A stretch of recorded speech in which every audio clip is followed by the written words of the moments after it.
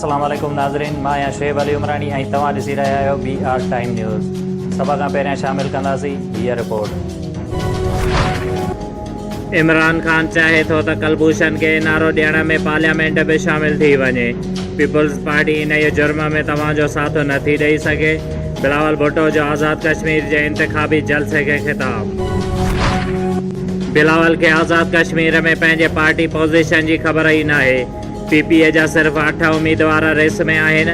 वफ़ाक़ी वज़ीर जो बिलावल भुट्टो खे जवाब। यूटिलिटी स्टोरनि ते वज़ीर आज़म पैकेज में 6 महीननि जी तोसीअ जी समरी तयारु। खंड अटो गिहु दाल ऐं चांवरनि में 30 जून खां पोइ बि सब्सिडी जारी रखण जी तजवीज़।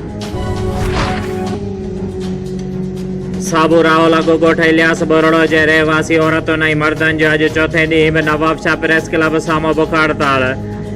चनेसर बोरड़ो अली मोहम्मद एहसान निज़ाम शोबान सताबी शहनाज कज़बानो ऐं ॿियनि चयो त अॼु असांखे चौथो ॾींहुं आहे बुख हड़ताल ते वेठल आहियूं, लेकिन असां खां केर बि लड़ी नथो अचे। जॾहिं त हिन वक़्तु असां दरबदरीअ वारी ज़िंदगी गुज़ारे रहिया आहियूं। हुननि चयो त असांजा सौट अली हसन बोरड़ो, अली नवाज़ पठान, गुल हसन, गुलाम मोहम्मद कासिम ऐं ॿिया असांजे ॾाॾे जी ज़मीन ते कब्ज़ो करणु चाहिनि था। हुननि चयो त इलाइक़े जा बासर इमदाद राहो, हुनजो भाउ इम्तियाज़ राहो ऐं वहीद राहो असां ते कूड़ा केस दाख़िल करे असांजो जीअण जंजाल करे छॾियो आहे। हुननि चयो त पुलिस वटि बार बार शिकायतूं खणी वञण बावजूदि बासर ख़िलाफ़ कार्रवाई नथी करे। सिंध प्रोग्रेसिव कमेटीअ जे सॾ ते अवामी workers party, communist party of Pakistan ऐं सिंध अदबी संगत शाखा नवाबशाह पारां बेरिया टाउन, DH, ज़ुल्फ़कार आबाद ऐं ॿियनि मनसूबनि ख़िलाफ़ ज़ुल्फ़कार रुस्तमानी, इमदाद रिंद, सतार सुंदर, अहमद ख़याम, शान ख़याम, आकिब नकवी, गुलाम रसूल गुल ऐं ॿियनि जी अॻुवाणीअ में नवाबशाह प्रेस क्लब ॿाहिरां एहतिजाजी मुज़ाहिरो कयो वियो।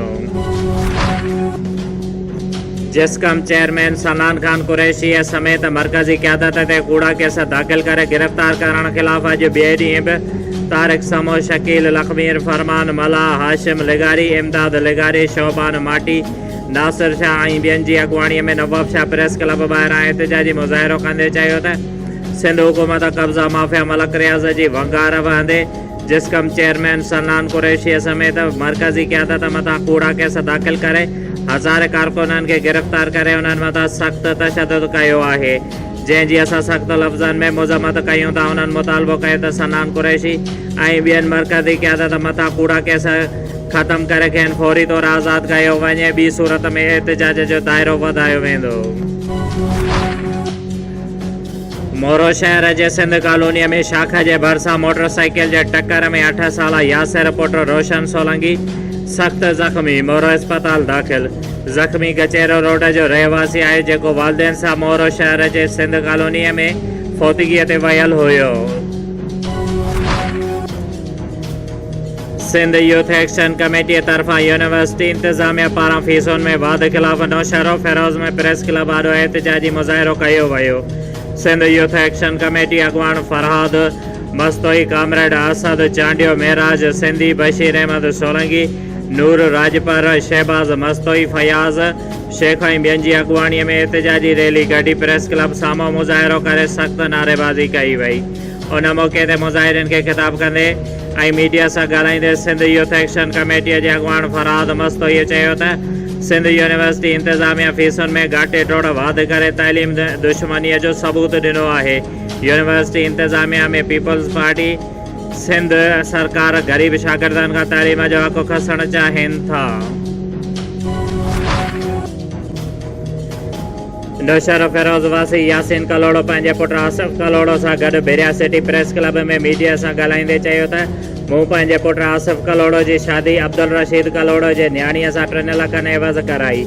शादीअ जे 6 महीननि बैदि मुंहिंजी नुंहुं पंहिंजे पीउ जे चए में अची असांजे घरां रोक रक़म ऐं ॿियो सामान खणी हली वई आहे। मां पंहिंजी नुंहुं खे वठणु वियुसि त अब्दुल रशीद कलोड़ो मूंखे गारकंद कई ऐं जान खां मरण जूं धमकियूं पिणु ॾिनियूं। हुननि चयो त असां सां फ्रॉड कयो वियो आहे। हाणे उहा छोकिरीअ जी शादी पैसनि एवज़ ॿिए हंधि कराइणु चाहिनि था। ऐं असां मथां कूड़ केस दाख़िल कराइण जूं धमकियूं ॾेई रहिया आहिनि। हुननि आला इख़्तियारनि खां मुतालबो कंदे चयो आहे त मामले जो नोटिस वठी मुंहिंजे पुट खे संदसि घरवारी वापसि कराए ॾिनी वञे। शोएब अली उमराणीअ खे ॾींदा इजाज़त। वधीक ख़बरुनि ऐं अपडेट्स लाइ ॾिसंदा रहो BR टाइम न्यूज़।